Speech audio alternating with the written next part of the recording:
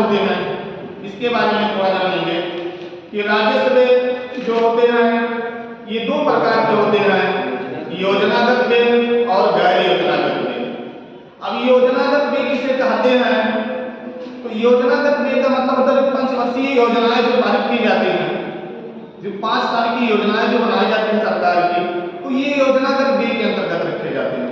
जैसे इसमें इसकी परिभाषा है, पंचवर्षीय योजनाओं के अंतर्गत किए जाने वाले सभी व्यय को योजनागत व्यय कहते हैं। इसमें मोटे तौर पर वे भी व्यय आते हैं जो विभिन्न विभागों द्वारा चलाई जा रही योजनाओं पर किया जाता है, उसे योजनागत व्यय कहते हैं। गैर योजनागत व्यय किसे कहते हैं? तो कुल सार्वजनिक व्यय का वह भाग जिसे योजना आयोग के अधीन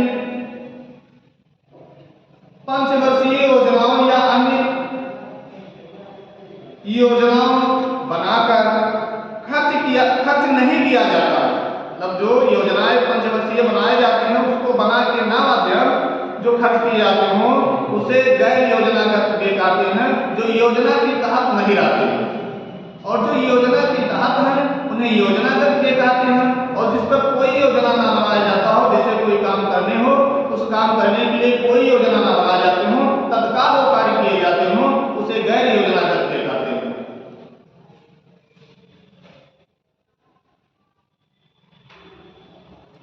अगला पूंजीगत व्यय। पूंजीगत व्यय भी दो प्रकार के होते हैं, एक होता है पूंजीगत आय और दूसरा होता है पूंजीगत व्यय।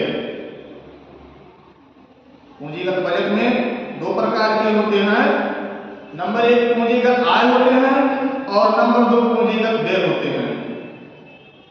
अब पूंजीगत आय किसे कहते हैं? तो संपत्ति बेचकर प्राप्त आय या किसी मूलधन को बेचकर प्राप्त जो आय होता है उसे पूंजीगत आय कहते हैं।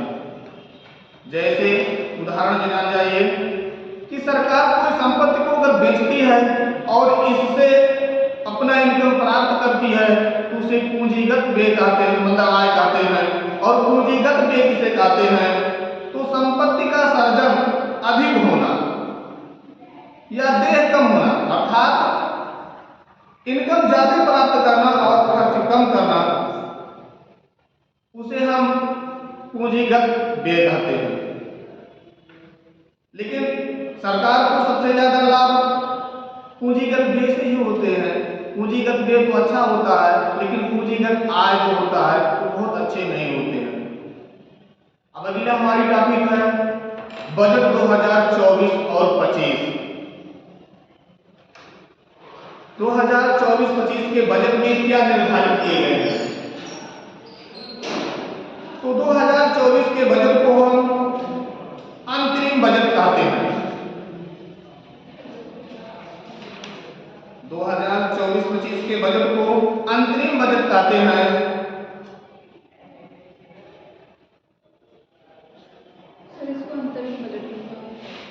अंतरिम बजट का मतलब होता क्या है कि अंतरिम बजट होते क्या है, क्यों इसको अंतरिम बजट कहा जाता है? इसका मतलब होता है कि जब चुनाव प्रक्रिया आती है तो सरकार कोई योजनाएं बजट में नई चीज को पेश नहीं कर पाती है। जो पुराने चीज चलते रहते हैं उसी पर बजट निर्धारित कर दिया जाता है, नया कोई संशोधन नहीं किया जाता है। क्योंकि चुनाव की प्रक्रिया है, चुनाव में अगर नया संशोधन किए जाएंगे, कोई बजट नया पारित किया जाएगा तो ये अलग विरोधी पार्टी जो होते हैं वो सोचते हैं हम अपनी सरकार बनाने के लिए जनता को लुभावना दिया जाए। इसीलिए ऐसा नियम नहीं बनता है। चुनाव का बाद जो चुनाव से पहले बजट जारी किया जाता है उसे अंतरिम बजट कहते हैं। उसमें नया संशोधन कुछ नहीं किए जाते हैं, पुराने संशोधन पुराने आपकी योजना आते हैं उसी पर बात को खर्च कर दिए जाते हैं। यह 1 फरवरी 2024 को पारित किया गया अंतरिम बजट।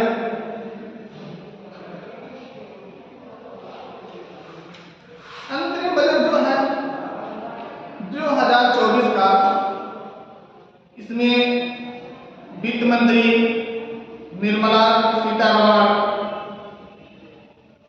वित्त मंत्री निर्मला सीतारमण द्वारा पेश किया गया।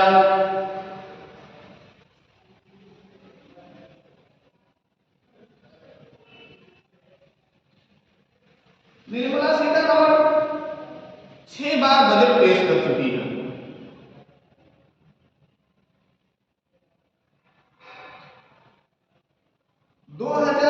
के पहले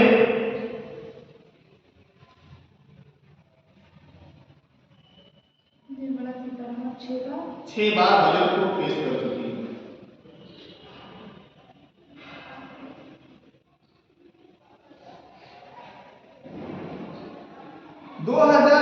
के पहले अंतरिम बजट,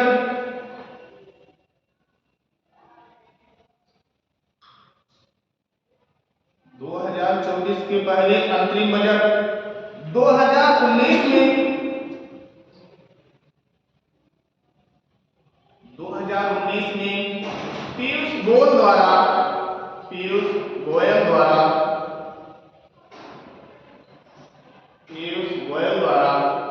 पेश किया गया।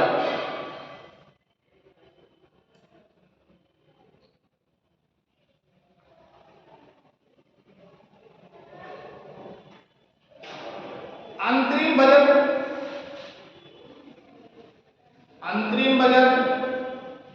आम चुनाव से पहले पेश होता है। अंतरिम बजट आम चुनाव से पहले पेश होता है।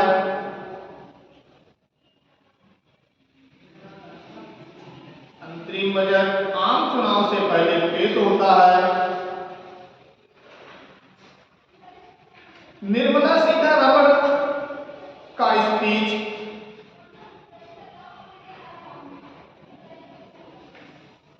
निर्मला सीतारमण का स्पीच 1 फरवरी 2024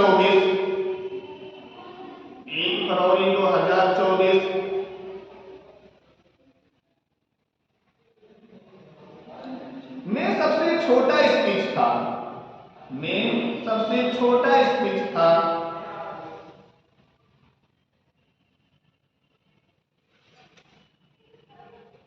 जो 58 मिनट का था।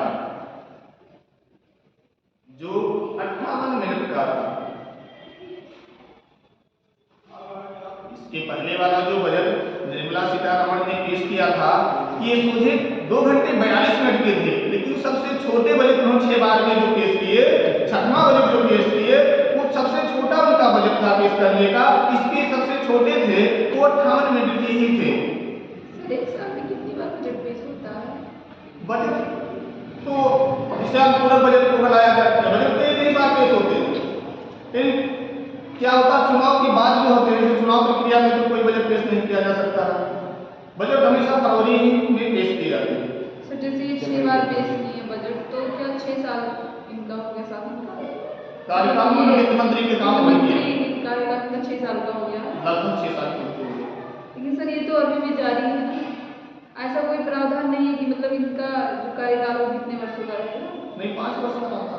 तो सर ये 6 बार क्यों पारित है? फिर उनके चुनाव में जीत गए होंगे, फिर उनको वित्त मंत्री बना दिया गया। इसके बारे में डिटेल अगर बात करूं तो मैं इसके डिटेल बता दूंगा, क्योंकि इसको मैं हमने थोड़ा देखा।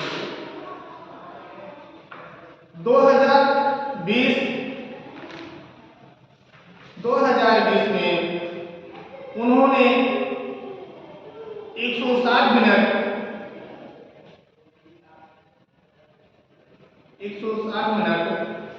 का स्पीच,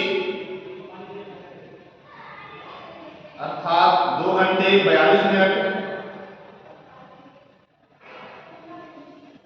का स्पीच था, जो भारत का सबसे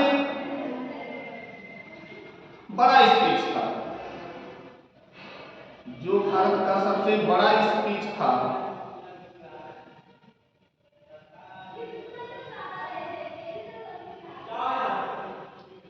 बजट पेश करने वाली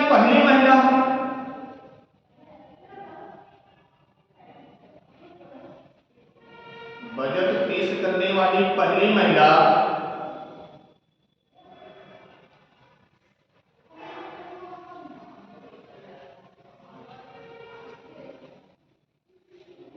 इंदिरा गांधी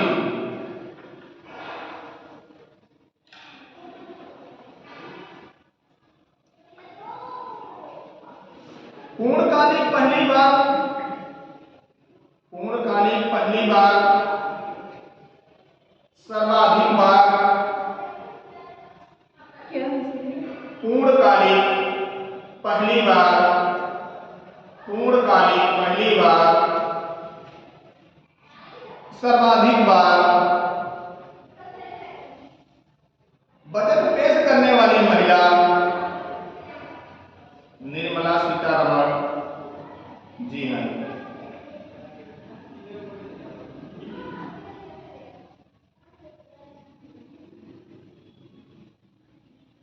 इंदिरा गांधी पीएम थी ना सर? इंदिरा गांधी पीएम थी। उन्होंने बजट को भी पेश किया था। उनके शासनकाल में उसमें वित्त मंत्री का भी काल देख रहे थे। अगला क्वेश्चन हमारा एक है आप लोगों का, जो कल चर्चाएं कर दिया गया था। भारत का पहला बजट स्वतंत्रता प्राप्ति के बाद किसने पेश किया?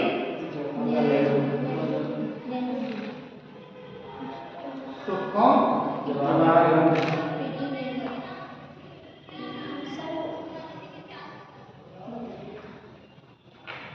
और ब्रिटिश भारत में पहला बजट कौन पेश किया? ब्रिटिश काल में जो भारत के थे, भारत के समय में पहला बजट किसने पेश किया?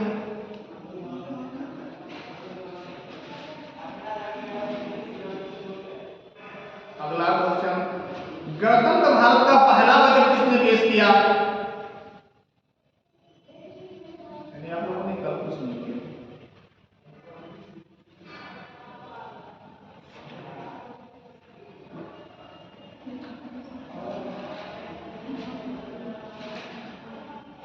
चलिए, बजट का इतिहास, 2024 के बजट का इतिहास क्या है?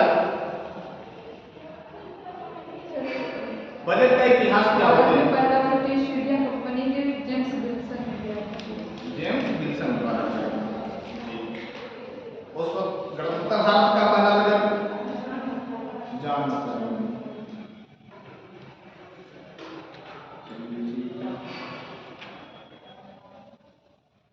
बजट के इतिहास में सर्वाधिक बार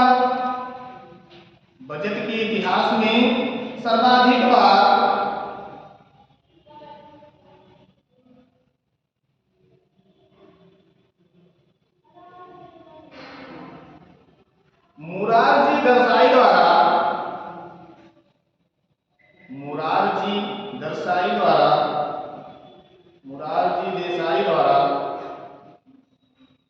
देसाई द्वारा 10 बार बजट पेश किया गया।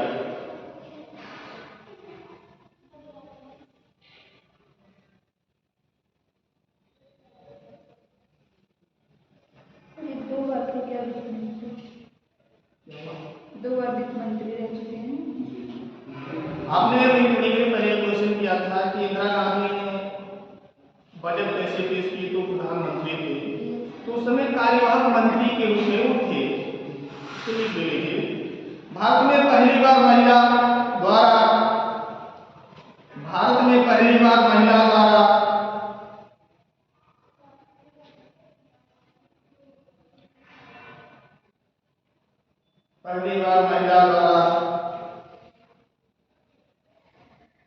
इंदिरा गांधी ने कार्यवाहक मंत्री के रूप में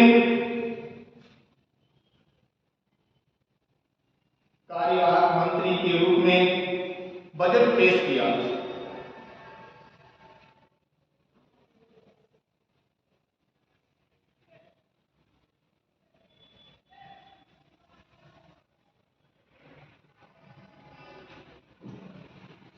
बजट के इतिहास में अंतरिम पूर्णकालिक तथा सर्वाधिक बार महिला वित्त मंत्री। बजट के इतिहास में अंतरिम पूर्णकालिक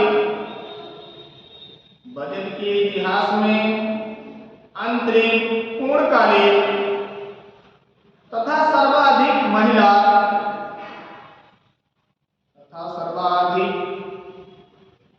बार महिला वित्त मंत्री मंत्री के रूप में निर्मला सीतारमण ने बजट पेश किया।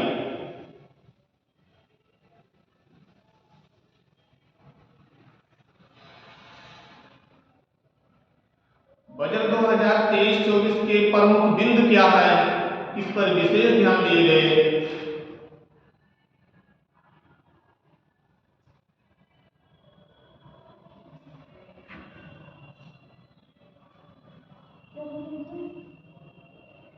भारत के वित्त मंत्री निर्मला सीतारमण ने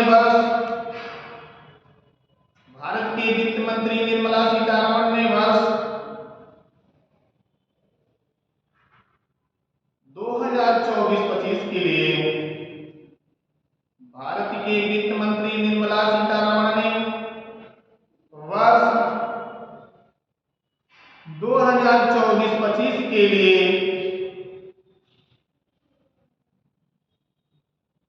लोकसभा चुनाव से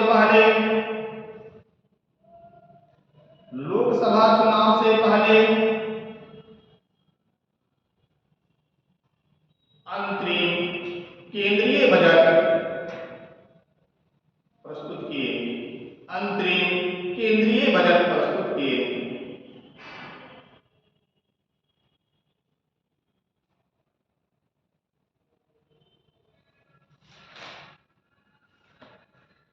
अगला सामाजिक न्याय।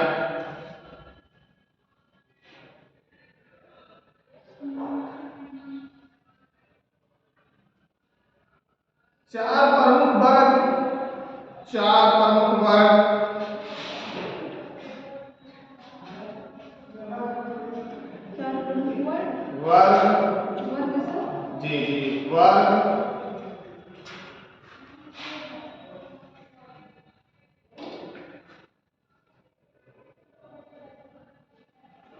गरीब महिलाएं,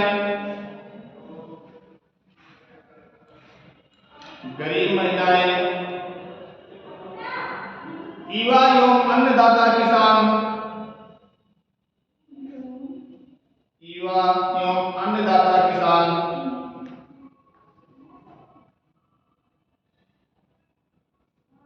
को ऊपर उठाने पर प्रधानमंत्री का विशेष फोकस।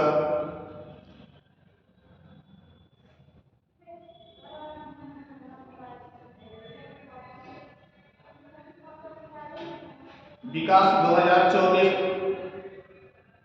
की जो बजट में विकास मंत्र थे, कभी कभार पूछे जाते हैं कि 2024 के विकास मंत्र क्या थे, तो इस पर सबका साथ, सबका विकास, सबका विश्वास, सबका साथ, सबका विकास, सबका विश्वास।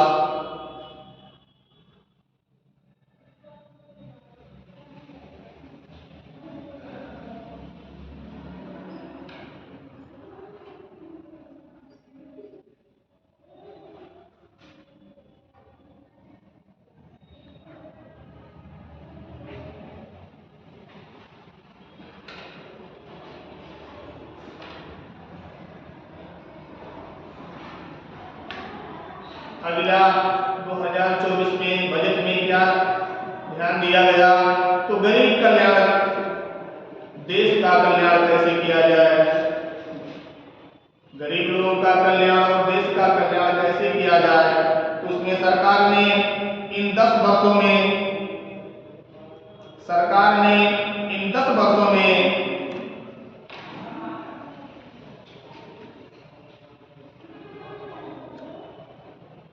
25 करोड़ लोगों को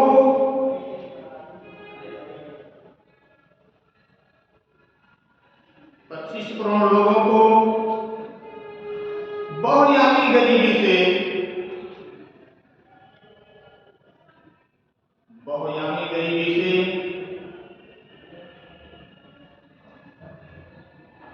छुटकारा दिलाया है।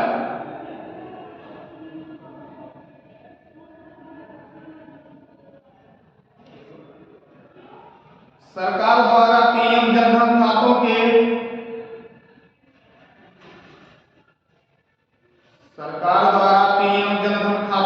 के माध्यम से 34 लाख करोड़ रुपए का 34 लाख करोड़ रुपए का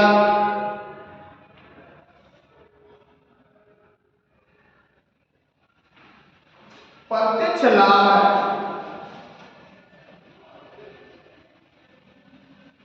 अंतरण करने से 34 लाख करोड़ रुपए का प्रत्यक्ष लाभ अंतरण करने से सरकार को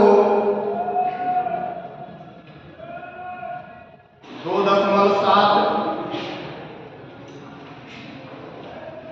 लाख करोड़ रुपए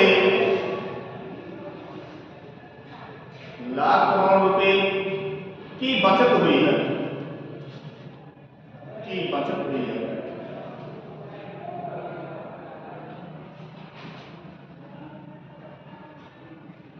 इसलिए हमारी तरफ से क्वेश्चन आप लोगों को पढ़ाए दिए गए हैं कि पीएम जनधन खाता की स्थापना कब की गई। पीएम जनधन खाता की स्थापना कब की गई? 2015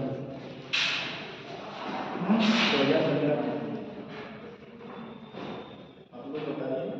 इसको तो हम बहुत पहले पढ़ा चुके हैं और लिखा भी दिए थे।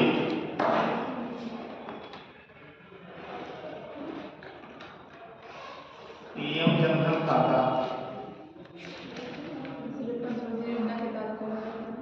जी लिख लीजिए, थोड़ा लिख लीजिए बगल में। पीएम जनधन खाता 28 अगस्त 2014 को 28 अगस्त 2014 को 28 अगस्त 2014 को पीएम जनधन खाता की स्थापना की गई। और इस योजना को 28/2014 से लागू किया गया। 28 अगस्त 2014 लागू किया गया या स्थापित किया गया।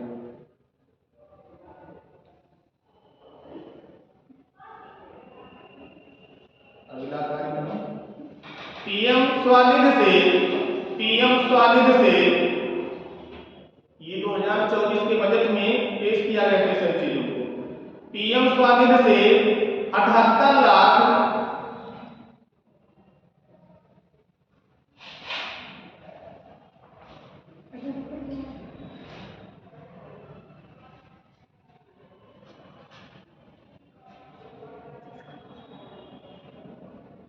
78 लाख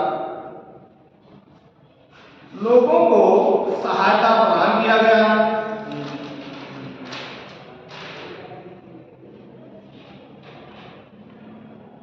इनमें से 2.3 लाख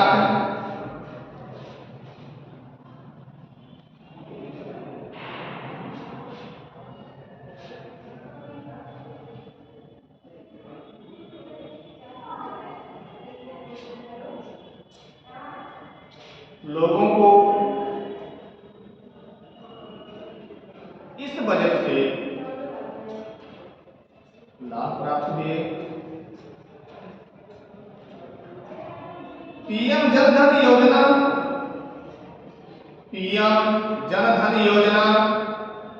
विशेष तौर पर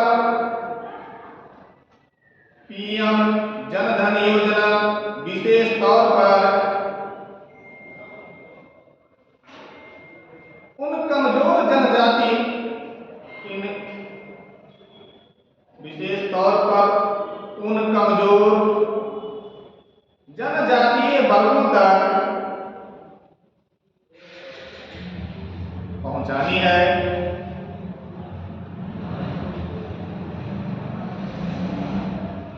जो अब तक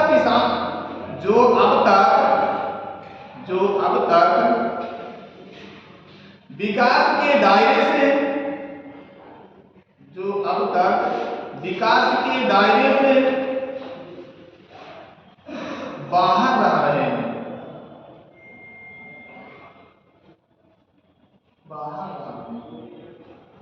पीएम जनधन खाता क्यों खोले गए?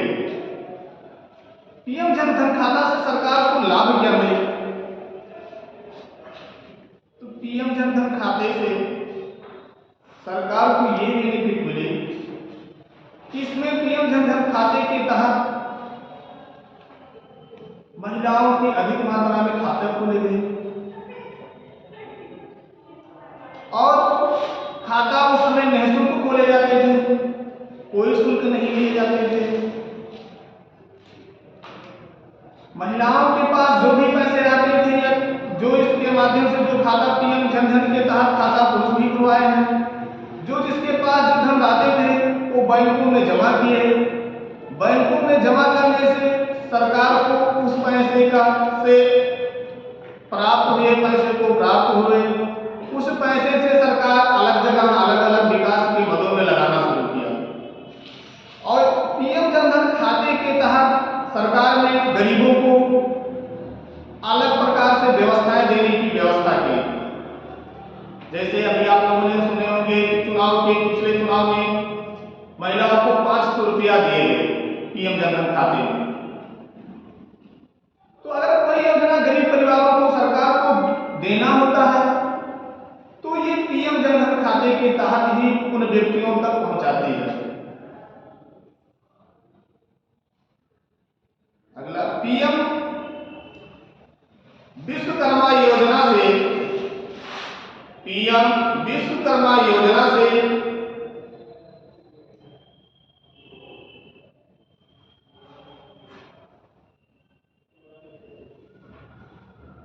योजना से 18 कारोबारों में लगे, 18 कारोबारों में लगे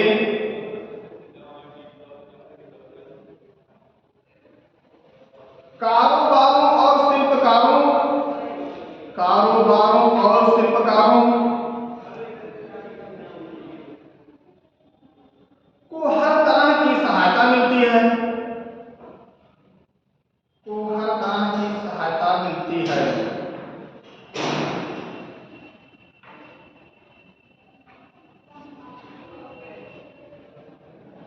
पीएम विश्वकर्मा योजना कब पारित की गई? तो पीएम विश्वकर्मा योजना 17 सितंबर 2023 को 17 सितंबर 2023 को पारित किए गए।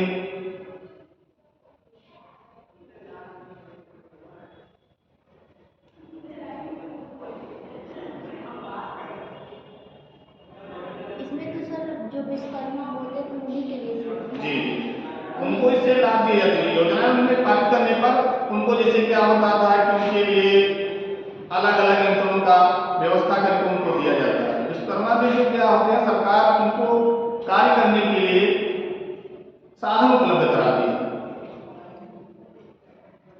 और इसमें सर पीएम स्वनिधि क्या होता है?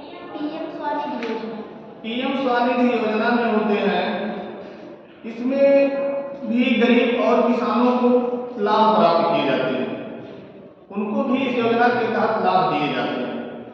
मतलब क्या करना होता है इसमें? किस प्रकार का लाभ दिया जाता है? ये खातों के माध्यम से लाभ दी जाती है। सरकार की जो बजट में योजनाओं में इस योजना के तहत जो गरीब परिवार होते हैं उनको खाते में डायरेक्ट पैसे दिए जाते हैं, जो मतलब खाते गरीब परिवार होते हैं। अगला, अमृत पीढ़ी योजना का सशक्तिकरण। अमृत पीढ़ी योजना का सशक्तिकरण, अमृत पीढ़ी योजना का सशक्तिकरण।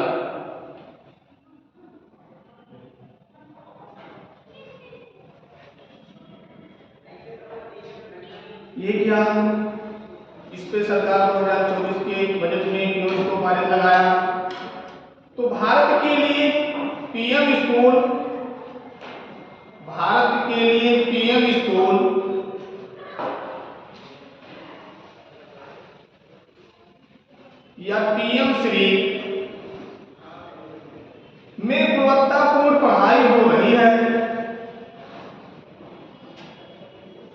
में गुणवत्तापूर्ण पढ़ाई हो रही है।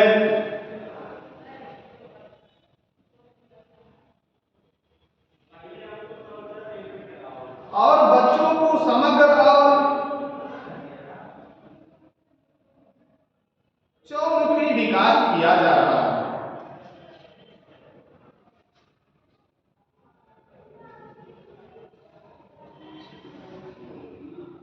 चौमुखी विकास किया जा रहा है। हम लोग केंद्रीय विद्यालयों को देखें, यह सरकार ने बहुत ज़्यादा बदलाव जी बदलाव सरकार ने किए। अगला, स्किल इंडिया मिशन के अंतर्गत, स्किल इंडिया मिशन के अंतर्गत जी स्किल इंडिया मिशन के अंतर्गत 1.4 करोड़ युवाओं को प्रशिक्षित किया गया है। युवाओं को प्रशिक्षित किया गया है। से कौशल विकास भी लाते हैं। 54 लाख युवाओं को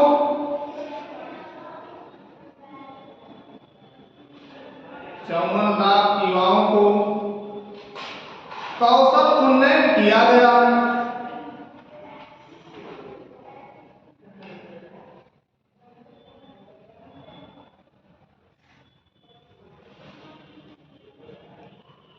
तथा उन्हें दूसरे हुनर में कुशल बनाया गया। दूसरे हुनर में कुशल बनाया गया।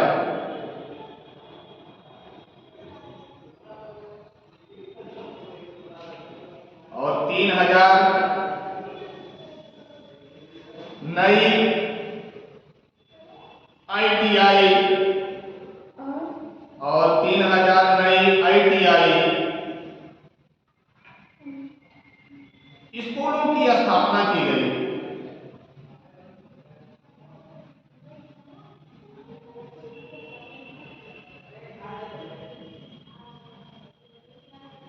अगला, उच्चतर शिक्षा के लिए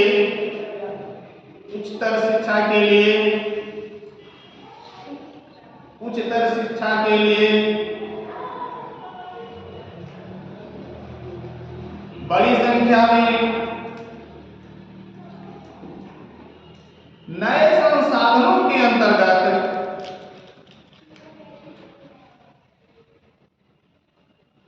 7 IIT, उच्चतर शिक्षा के लिए बड़ी संख्या में नए संसाधनों के अंतर्गत 7 IIT,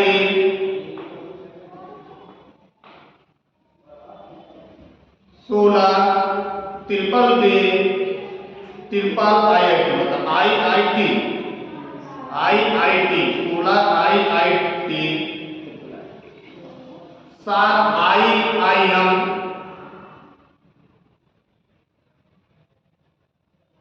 और 15 एम्स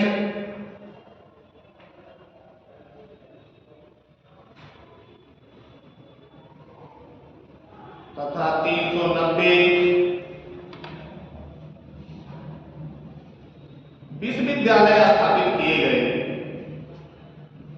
तथा 390 विश्वविद्यालय स्थापित किए गए।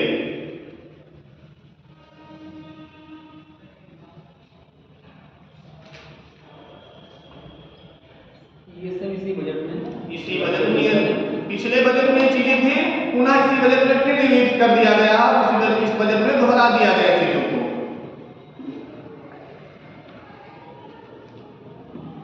PM मुद्रा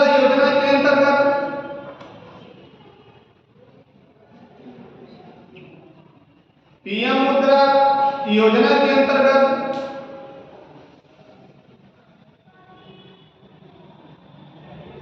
पीएम मुद्रा योजना के अंतर्गत हमारे युवाओं की उद्यमिता से जुड़ी हमारे युवाओं की उद्यमिता से जुड़ी आकांक्षाओं को पूरा करने के लिए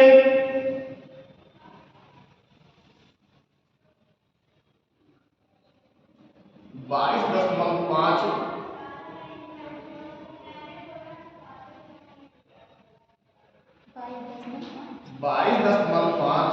लाख करोड़ रुपए फिर से आकांक्षाओं को पूरा करने के लिए 22.5 लाख करोड़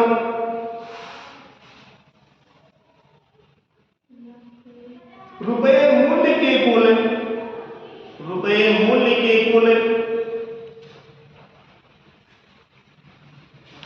43 करोड़ ऋण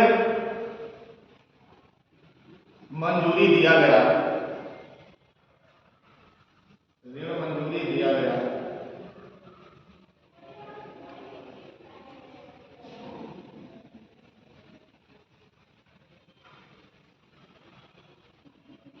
ये क्वेश्चन हमारी तरफ से कि पीएम मुद्रा योजना कब लगाया गया?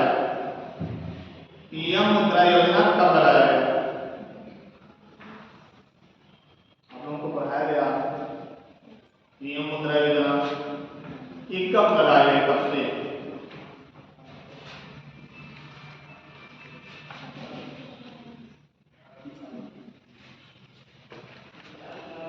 पीएम मुद्रा योजना हम लोग खाली करते हैं, इसको पढ़ते हैं, बार बार इसको पढ़ते हैं, यहाँ से पढ़ने के जाने के बाद फिर इस चीज को उठाते हैं। इस चीज को आप लोग देखते नहीं हैं, जो चीज यहाँ पढ़नी है बस इसी को बंद कर देते हैं, दोबारा रिवीजन नहीं करने की कोशिश करते हैं।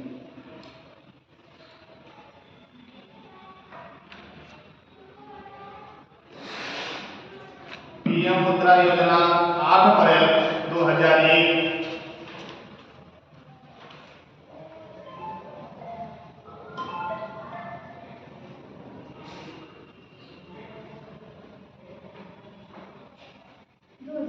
2001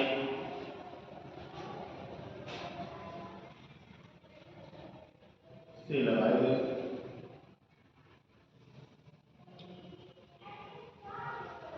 2024 के बजट में अगला अन्नदाता का कल्याण कैसे किया जाए, अन्नदाता लोगों को कल्याण कैसे किया जाए, तो उसमें पीएम किसान सम्मान योजना के अंतर्गत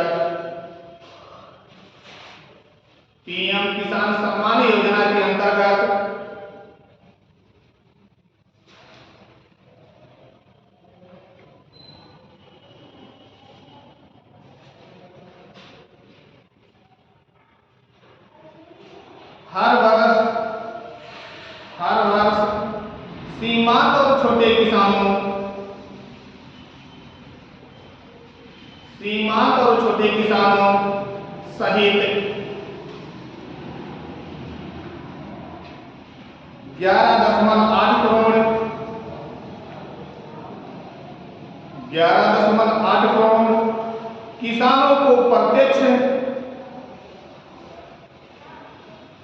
किसानों को प्रत्यक्ष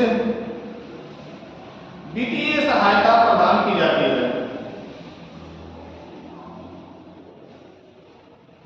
पीएम किसान सम्मान योजना के अंतर्गत हर वर्ष सीमांत और छोटे किसानों सहित 11.8 करोड़ किसानों को प्रत्यक्ष वित्तीय सहायता प्रदान की जाती है। अब पीएम किसान सम्मान योजना कब स्थापित किए गए? तो पीएम किसान सम्मान योजना 24 फरवरी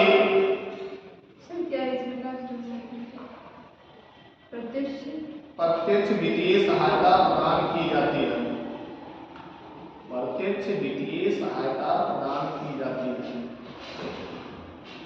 मतलब इसमें जो लाभ मिलते हैं वो डायरेक्ट उस व्यक्ति को दिया जाता है, दूसरे को माध्यम से नहीं पहुंचाया जाता।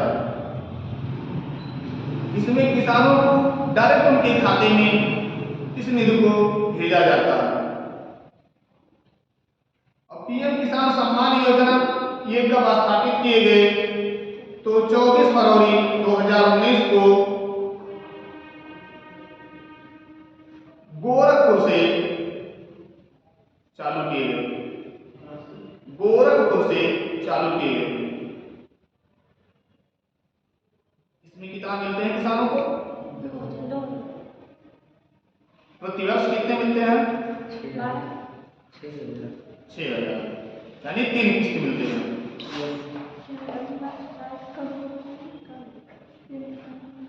तीन किस्त किसानों को क्यों दिए जाते हैं, किस लिए दिए जाते हैं?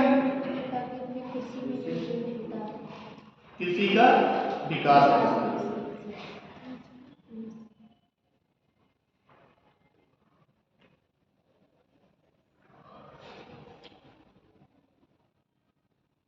अगला, पीएम फसल बीमा योजना के अंतर्गत,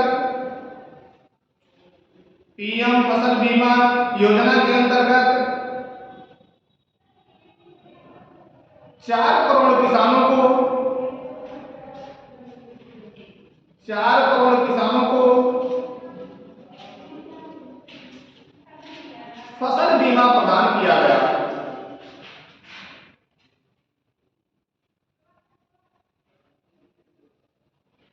आपके यहाँ से क्वेश्चन पूछे जाएंगे, अगर पूछे भी जाएंगे तो पूछे जाएंगे कि बजट 1 फरवरी 2024 को पीएम फसल बीमा योजना के अंतर्गत कितने किसानों को रखा गया? 4 करोड़ किसानों को रखा गया।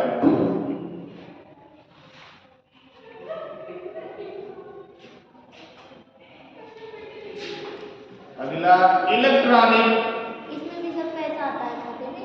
इसमें ये फसल बीमा योजना, इसमें क्या होता है, ये बीमा होती है। जैसे आप LIC करवाते हैं, ऐसे फसल का बीमा होते हैं।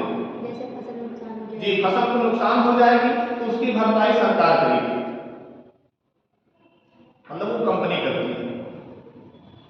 LIC कंपनी जो होती है, आपकी बीमा कंपनी जो होती है, उसकी भरपाई कंपनी करती है अगर उसके आप बीमा किए हुए हैं तो।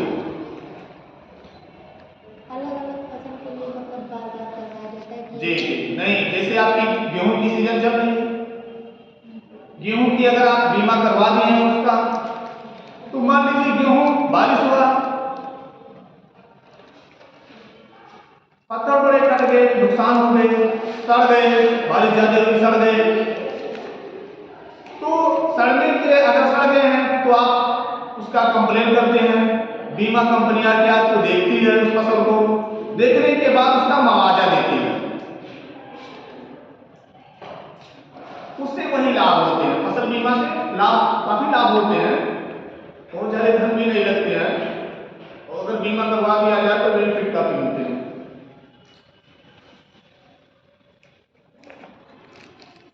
अगला, electronic national agriculture, electronic national agriculture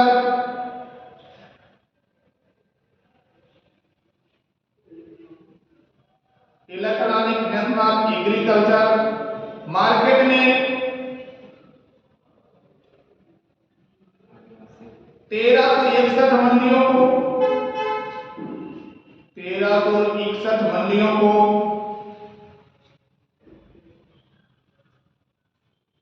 एकत्रित कर दिया गया है, एकत्रित कर दिया गया है, और इसमें 5 करोड़ और इसमें 3 लाख करोड़ और इसमें 3 लाख करोड़ रुपए मूल्य का कारोबार हो रहा है।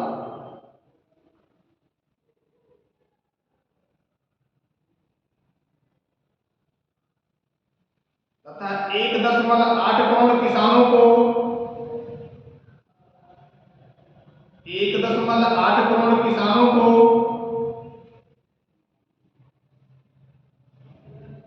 सेवाएं मिल रही हैं।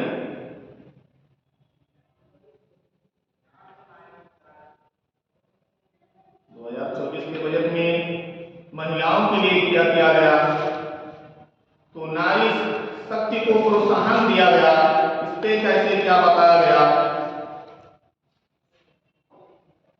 महिला उद्यमियों को 3 करोड़, महिला उद्यमियों को 30 करोड़, 30 करोड़ मुद्रा योजना ऋण दिए गए।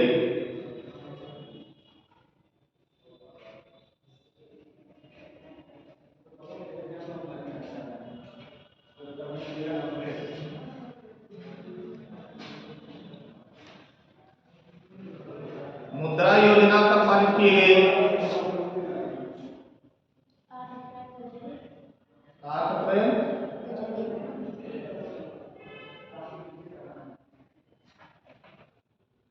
अभिलाष महिलाओं को क्या दिया गया, 10 वर्षों में उच्चतर शिक्षा में, 10 वर्षों में उच्चतर शिक्षा में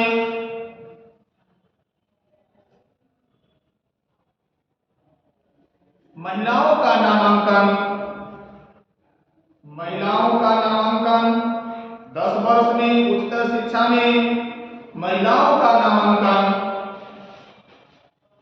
28% बढ़ गया, बढ़ गए।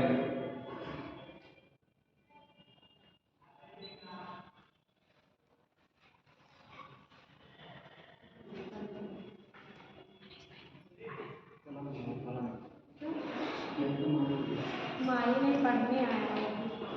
24 की कार्यनीति क्या है बजट में, तो साधारण विकास किया गया है, अवसंरचना और निवेश किए गए हैं, समावेशी विकास स्वास्थ्य के लिए किए गए हैं, समावेशी विकास पर्यटन और आवास के लिए किए गए हैं, कृषि एवं खाद्य प्रसारण किए गए हैं, सूर्योदय योजना 2024 में नई योजना पारित किए गए, जिसे सूर्योदय योजना 22 जनवरी 2024, सूर्योदय योजना 22 जनवरी 2024 अभी हाल ही में अयोध्या में किए गए हैं। 22 जनवरी 2024 श्री रामलला के प्राण प्रतिष्ठान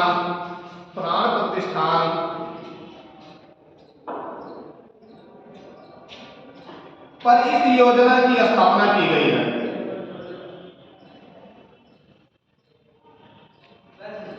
इसका मतलब सूर्योदय योजना क्या है, सूर्योदय योजना का तात्पर्य है सरकार ने इस योजना के तहत सोलर पैनल की व्यवस्था लगाने की व्यवस्था की है कि हर घर सूरज के प्रकाश, लाइट की प्रकाश की व्यवस्था की जाए। जहां लाइट मतलब बिजली की व्यवस्था नहीं है, यहां सोलर पैनल की व्यवस्था की जाए।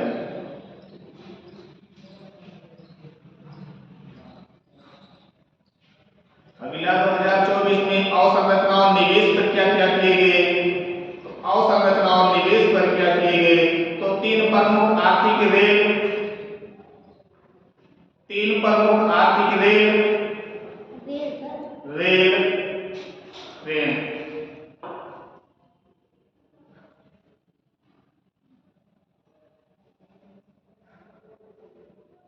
कार्यक्रम क्रियान्वयन किए गए। ऊर्जा खनिज एवं सीमेंट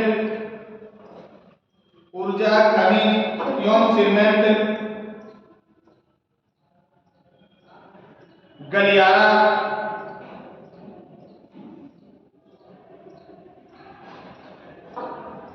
का आयोजन किए गए।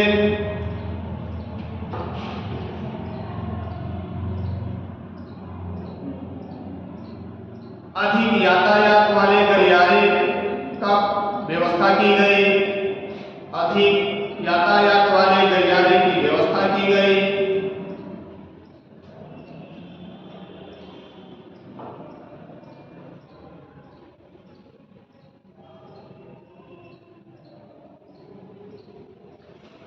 अगला कार्यक्रम जो किए गए लघुपति दीदी, लघुपति दीदी कार्यक्रम, लघुपति दीदी, लघुपति दीदी जी, लघुपति दीदी,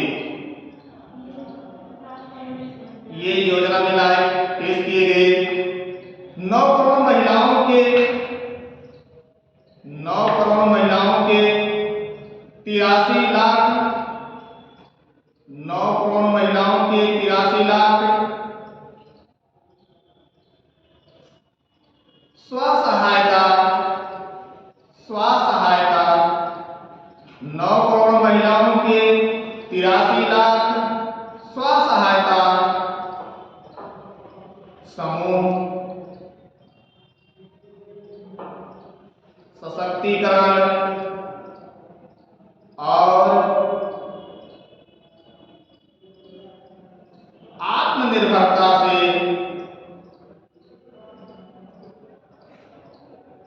ग्रामीण सामाजिक आर्थिक परिदृश्य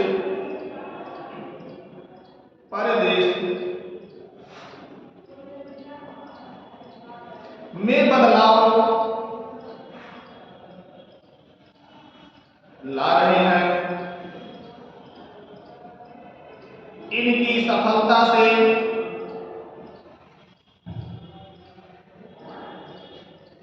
अब तक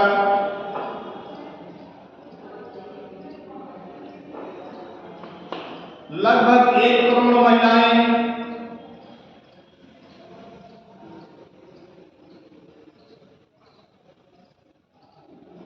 लघुपति दीदी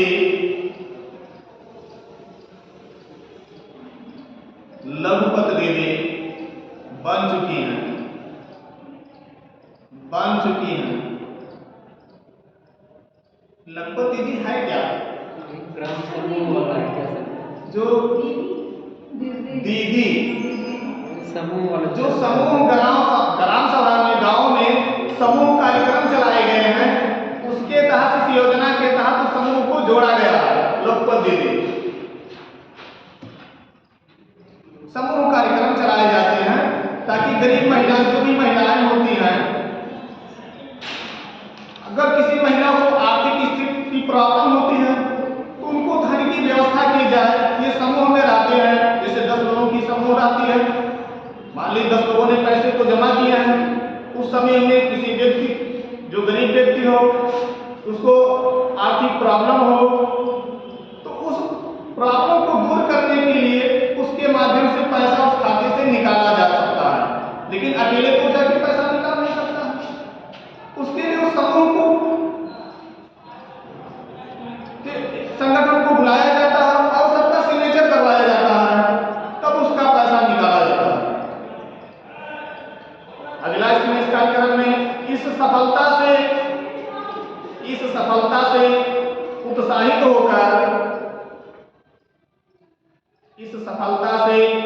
होकर लघुपति दीदी का लक्ष्य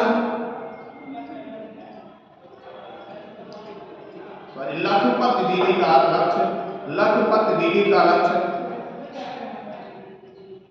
2 करोड़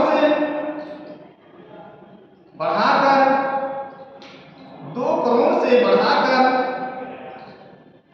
3 करोड़ करने का निर्णय लिया गया है।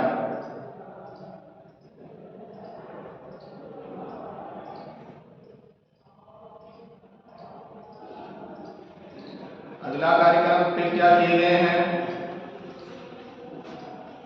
तो प्रौद्योगिकियों को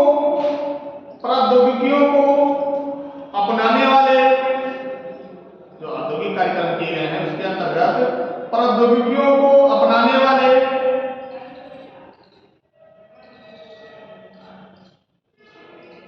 हमारे युवाओं के लिए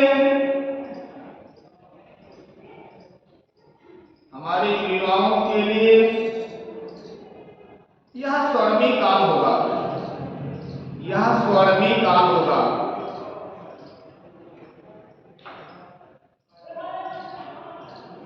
यहां से क्वेश्चन किए जाएंगे कि कौन सी बजट था जिसमें युवाओं को स्वर्णिम काल कहा गया। तो ये बजट 1 फरवरी 2024 का बजट। विकल्प में तो रहते ही हैं, सारे बजट तो दे देंगे, उससे में से साथ में होते हैं। अगला 50 वर्षीय ब्याज मुक्त, 50 वर्षीय ब्याज मुक्त ऋण के माध्यम से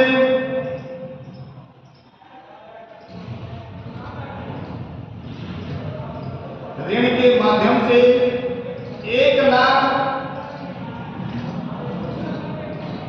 करोड़ रुपए का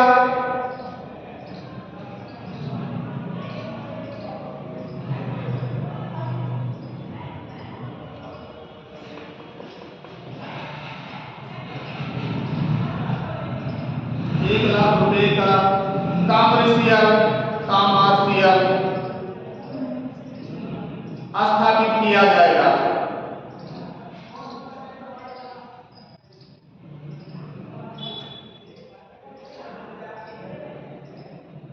इस कर्पस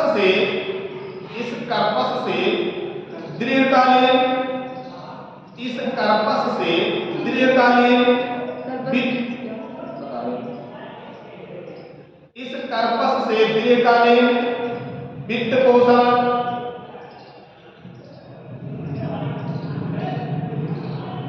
या पुनः वित्त पोषण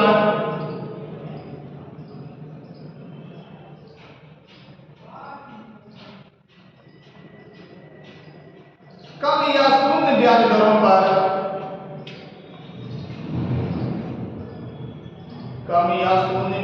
पर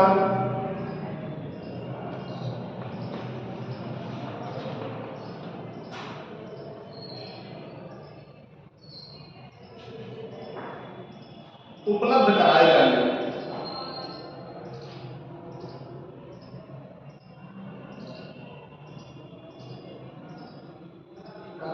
होता है तो छोटे छोटे व्यवसाय के लिए, उद्योगों के लिए योजनाएं जो सरकार बजट पेश करती है, उस बजट के तहत कितने निर्धारित करके कितने रुपए तक के लिए कोई टैक्स नहीं लिया जाएगा।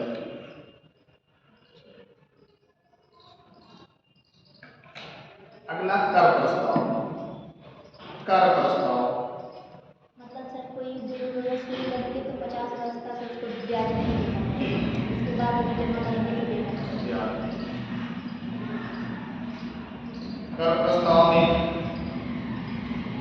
कितना पेश किए गए हैं। तो कर प्रस्ताव में कोई बदलाव नहीं है, मतलब इस योजना में कोई बदलाव नहीं हुए हैं। जो पहले का था उसी को सेम उठा के लाके लगा दिया गया है। पहले क्या थे, तो रक्षा मंत्रालय में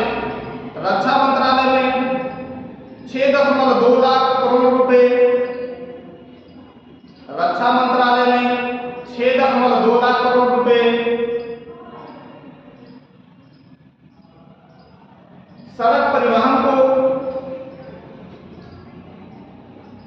रक्षा मंत्रालय को 6.2 लाख करोड़ रुपए, सड़क परिवहन को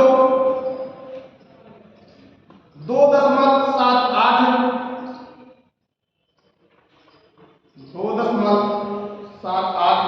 लाख करोड़ रुपए,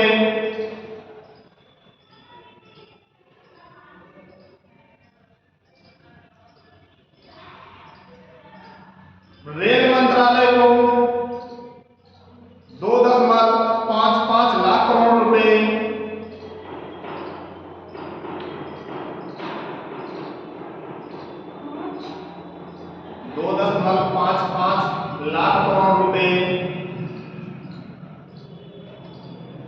किसान कल्याण मंत्रालय को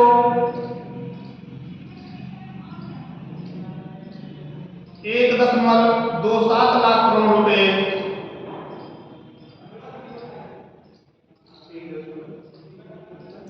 1.27 लाख करोड़ रुपए गृह मंत्रालय को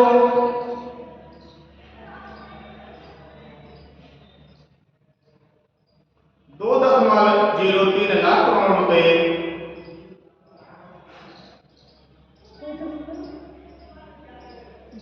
गृह मंत्रालय को 2.03 लाख करोड़ रुपए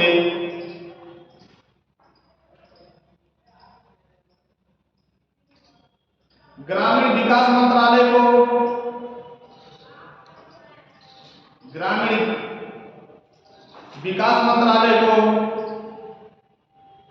1.77 लाख करोड़ रुपए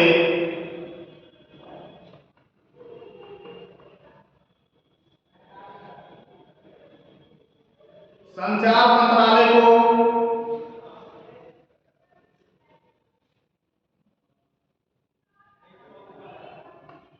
1.37 करोड़ रुपए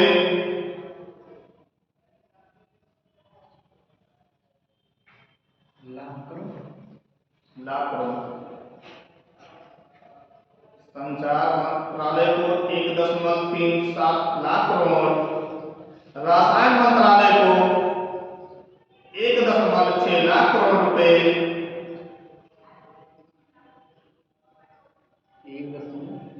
1.6 लाख करोड़ रुपए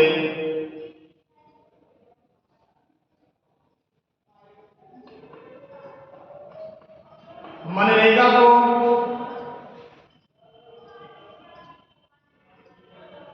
86,000 लाख करोड़ रुपए मनरेगा को 86,000 लाख करोड़ रुपए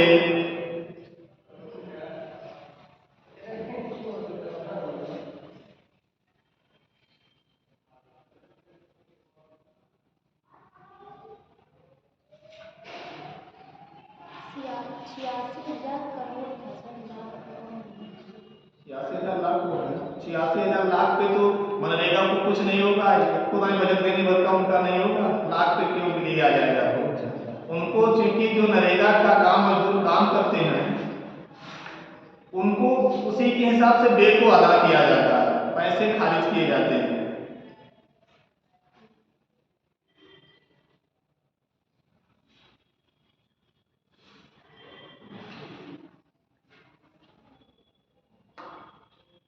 अगला संशोधित अनुमान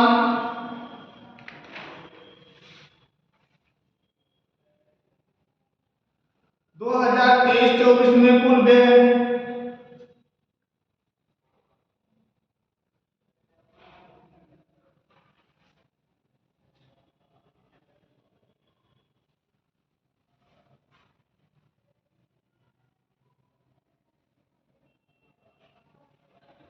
44,90,486 करोड़ रुपए 44,90,486 करोड़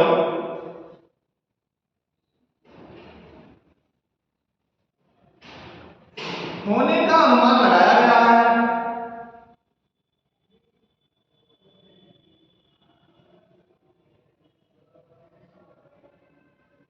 जो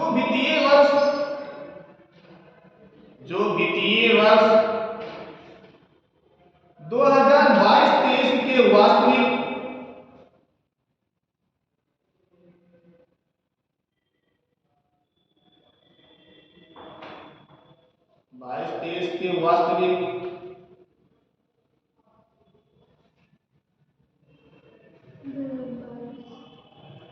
वास्तविकता से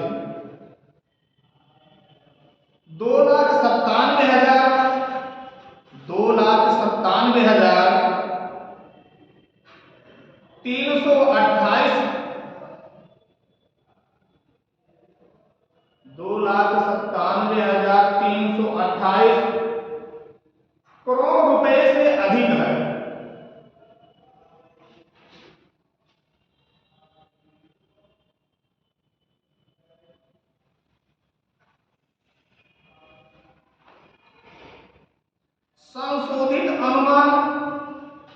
2023-24 में कुल पूंजीगत व्यय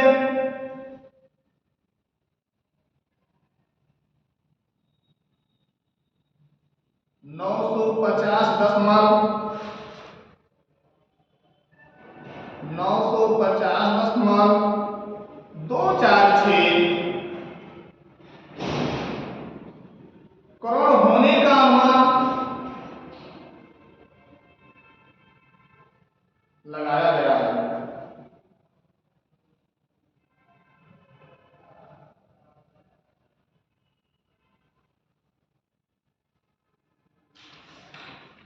बजट अनुमान 2024-25 में बजट अनुमान 2024-25 में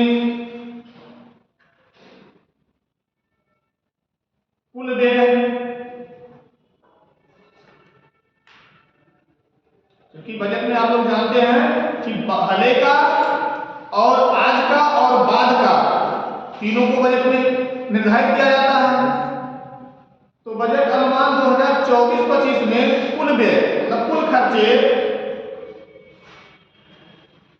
47,65,768 रुपए 68 करोड़ रुपए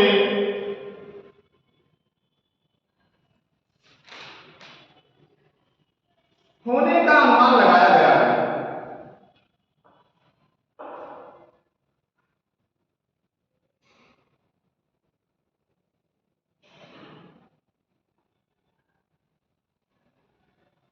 जिसमें से कुल पूंजीगत व्यय,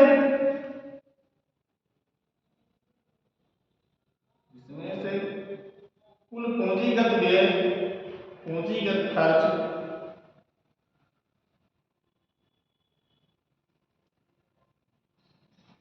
11,11,11,111 करोड़ रुपए किया जा रहा है। जो जीडीपी